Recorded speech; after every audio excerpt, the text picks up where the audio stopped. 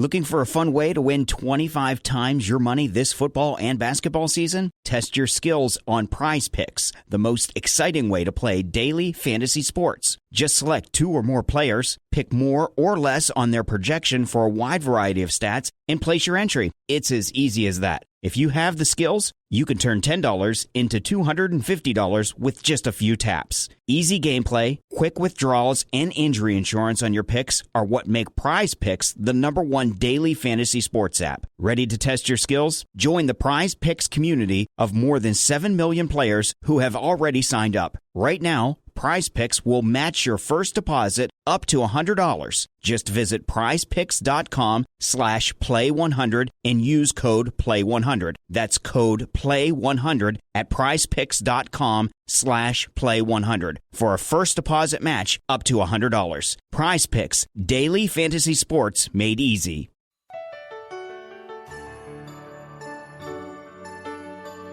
Welcome to the Augusta Golf Show podcast. Now, here's John Patrick. Well, this will be Jim Nantz's 38th Masters on his way to 51. It's a pleasure to welcome my friend Jim Nantz back to the Augusta Golf Show. How are you, my friend?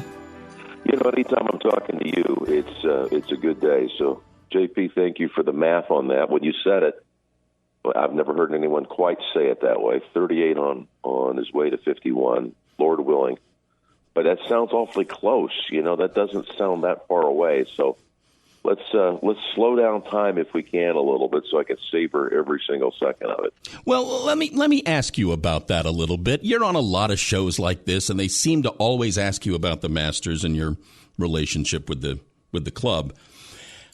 Do you find it hard, and you love words, do you find it hard, Jim, to accurately describe and put into words your feeling for that place and this tournament? I do. I'm always searching for the perfect description, the right adjective. I feel like I've used them all. But it runs so deep in my heart, JP, just that my love for the tournament, for the event, for the club, the way that this tournament is conducted and what it stands for in golf. I guess I've been grappling with trying to contextualize this since my early broadcasting days, or even before that, when I had this crazy dream of wanting to work for CBS, primarily because CBS and its presentation of the Masters tournament it struck me. It meant so much to me, and I don't know. I'm open to any suggestions. If you have a few words you want to pass along and share, please. You know how to find me. This is inside baseball, but maybe the listener will understand. Are there still remnants of Frank Chirkinian in the broadcast? There are, first and foremost, because I'm still a part of those broadcasts, and Frank will always be a part of my universe. I carry him with me. He is always guiding me. I hear his voice in my head to this day. And he spent a lot of time on a young broadcaster trying to mold him. He said this to me, to others. He wanted to mold and sculpt this young kid and try to make him into what he felt was a golf anchor man. And it's how can I ever let go of that? He's deep in my heart. So he's been gone since March of 2011. For those not familiar, Augusta resident, almost 40-year producer and director of CBS Golf, and of course brought the Masters to life on television. So I got to know Frank starting in 1986. So I got 25 years with him. That's years, not all of which he was working with CBS. He'd already retired, but we stayed in very close contact. And he's with me every show, not just golf. I could still hear him trying to coach me through. Everybody thinks that you just kind of roll out of bed and you go broadcast these sporting events, and you don't have anything in front of you, don't prepare, just kind of watch a game like the viewer does at home. Is the experience all that different?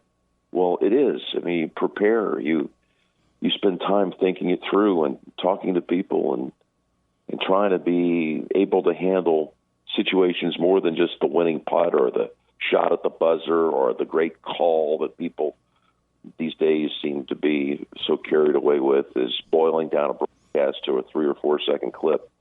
There's much more nuance to that throughout the body of an entire show. And I can say Frank Cherkinian coached me right through, every facet of it. So, I miss him a ton. And Lance Barrow, his predecessor, it was in the chair for so many years, and he definitely was a Cherkinian disciple. And Lance is a great friend and a profound influence on my career. And then, of course, it was handed off from Lance to Sellers Shy, who's now the producer. And Sellers actually was a runner back in the day when Frank was still working through 96. So he even has Cherkinian ties to his career. So it's all very much there. We're talking with Jim Nantz here on the Augusta Golf Show. Let me ask you a couple of golf questions. You think Scotty can defend? You could never say no. I mean, based on the way he's played, his recent performances, starting with his win at the Players Championship, he certainly is a guy that doesn't get caught up in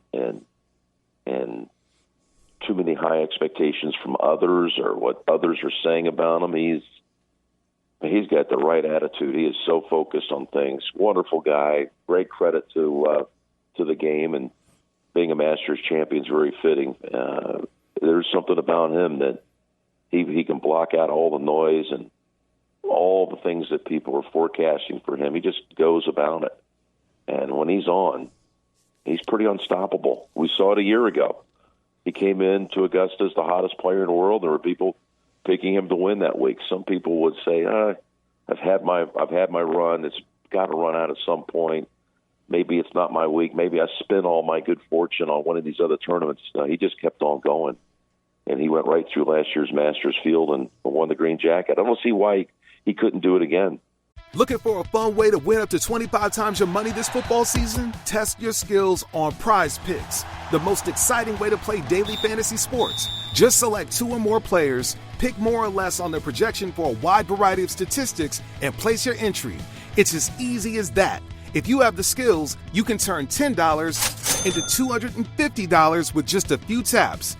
Easy gameplay, quick withdrawals, and an enormous selection of players and stat options are what make Prize Picks the #1 daily fantasy sports app. Ready to test your skills? Join the Prize Picks community of more than 7 million football fans who have already signed up. Right now, Prize Picks will match your first deposit up to $100. Just visit prizepicks.com/get100 and use code GET100. That's code GET100 at prizepicks.com/get100 for a first deposit match up to $100. Prize Picks, daily fantasy sports made easy.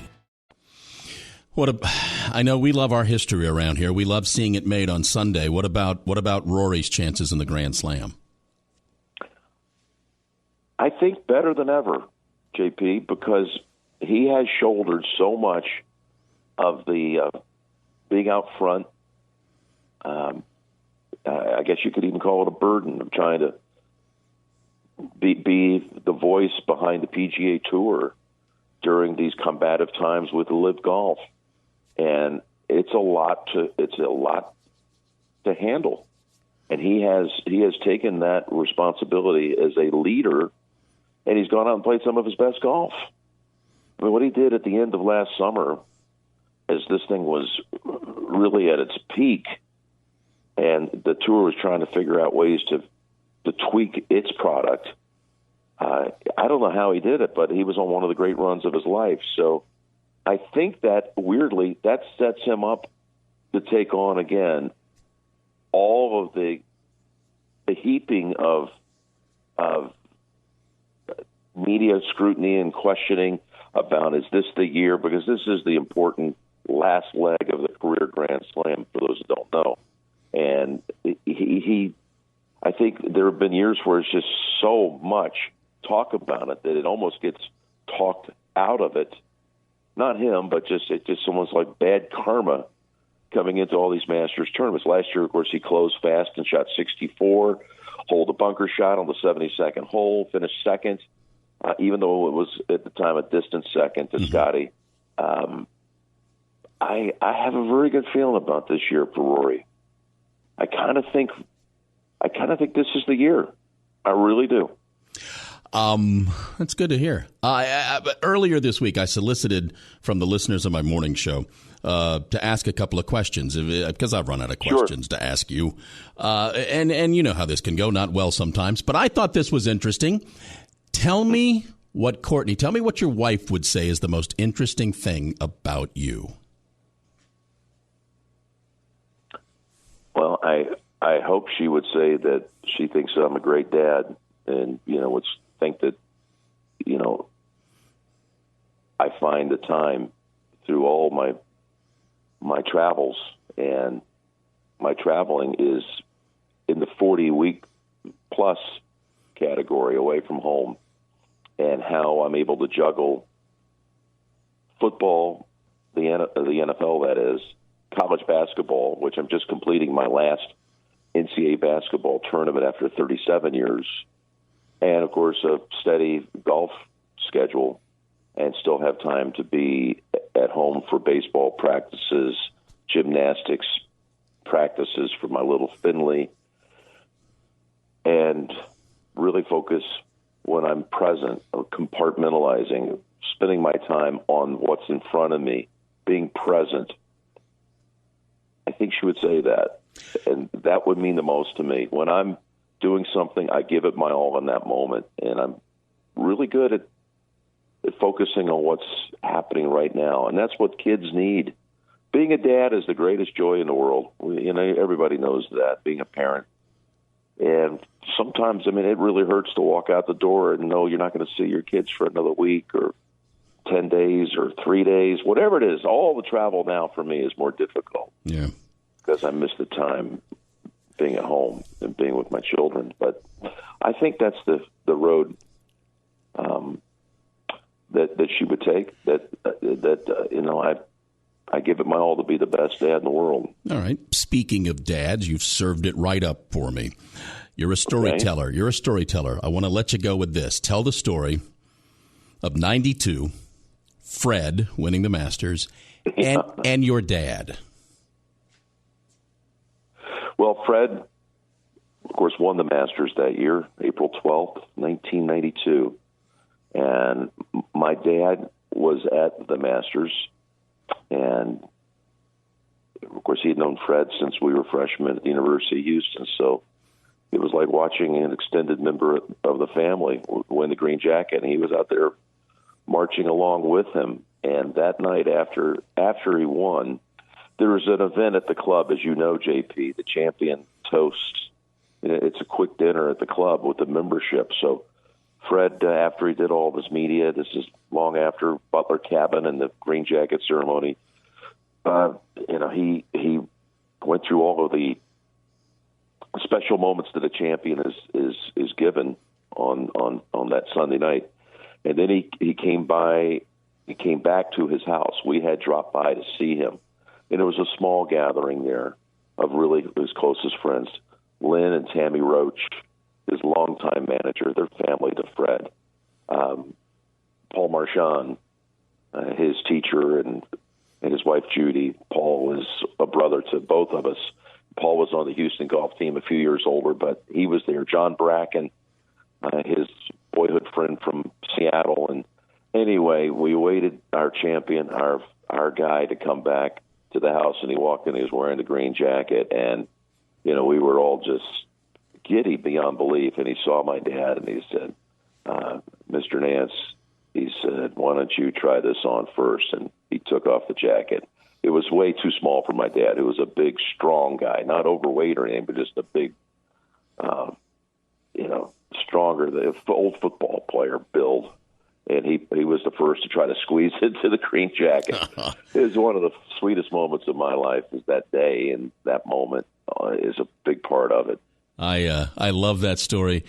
Jimmy, I cherish our relationship. Thank you for taking the time to do this. I look forward. Well, it always feels like the Masters when I get a chance to visit with you. You know me so well, and I'm grateful for that you know all the things that are important in my career and in my life. And that means a ton, JP. I'll see you under the big tree. It's what we always say, and it's what we always do. I will see you. Thank you, Jim.